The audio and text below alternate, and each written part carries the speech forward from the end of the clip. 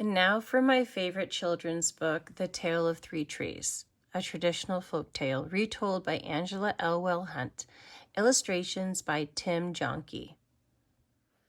For generations, the tale of the three trees has been handed down from parents to children, retold in churches at Christmas and Easter, and even set to music and sung. As is often true of folk tales, its originator is unknown. To this person, I am deeply grateful.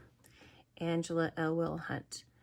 And as for me, I was first exposed to this book when I was a freshman at Azusa Pacific University, and the president of APU at the time came and read this story to us, all of the ladies who were in Adams Hall, an all-female dormitory.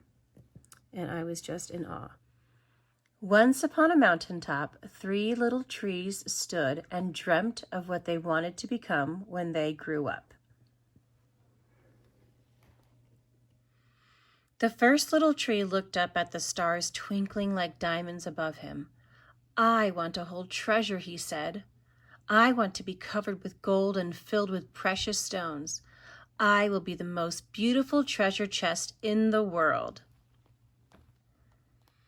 The second little tree looked out at the small stream trickling by on its way to the ocean. "I want to be a strong sailing ship," he said. "I want to travel mighty waters and carry powerful kings. I will be the strongest ship in the world." The third little tree looked down into the valley below where busy men and women worked in a busy town. "I don't want to leave this mountaintop at all," she said. "I want to grow so tall that when people stop to look at me, they will raise their eyes to heaven and think of God. I will be the tallest tree in the world." Years passed, the rains came, the sun shone, and the little trees grew tall. One day, 3 woodcutters climbed the mountain. The first woodcutter looked at the first tree and said, "This tree is beautiful. It is perfect for me." With a swoop of his shining axe, the first tree fell. "Now I shall be made into a beautiful chest," thought the first tree. "I shall hold wonderful treasure." The second woodcutter looked at the second tree and said, "This tree is strong. It is perfect for me." With a swoop of his shining axe, the second tree fell. "Now I shall sail mighty waters," thought the second tree. "I shall be a strong ship fit for kings." The third tree felt her heart sink when the last woodcutter looked her way. She stood straight and tall and pointed bravely to heaven. But the woodcutter never even looked up. "Any kind of tree will do for me," he muttered. With a swoop of his shining axe, the third tree fell. The first tree rejoiced when the woodcutter brought him to a carpenter shop. But the busy carpenter was not thinking about treasure chests. Instead, his work-worn hands fashioned the tree into a feed box for animals. The once beautiful tree was not covered with gold or filled with treasure. He was coated with sawdust and filled with hay for hungry farm animals. The second tree smiled when the woodcutter took him to a shipyard. But no mighty sailing ships were being made that day. Instead, the one strong tree was hammered and sawed into a simple fishing boat. Too small and too weak to sail an ocean or even a river, he was taken to a little lake. Every day he brought in loads of dead, smelly fish.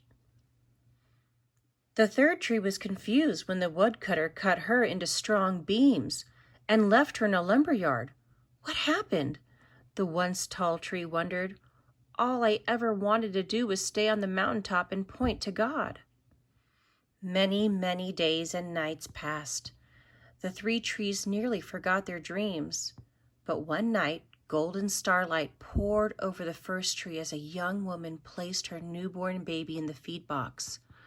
"I wish I could make a cradle for him," her husband whispered. The mother squeezed his hand and smiled as the starlight shone on the smooth and sturdy wood.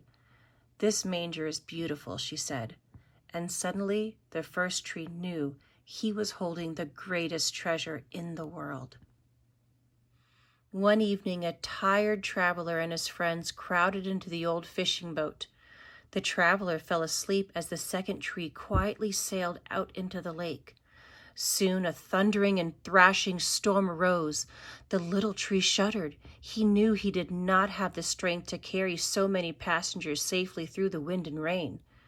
The tired man awakened. He stood up, stretched out his hand, and said, "Peace!" The storm stopped as quickly as it had begun.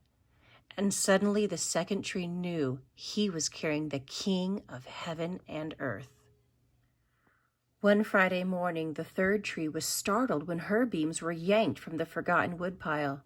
She flinched as she was carried through an angry, jeering crowd. She shuddered when a soldier nailed a man's hands to her.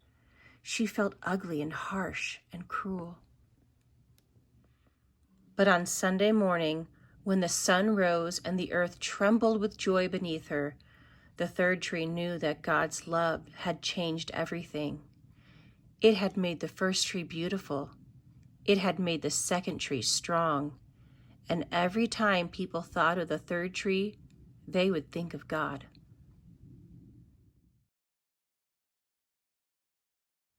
That was better than being the tallest tree in the world.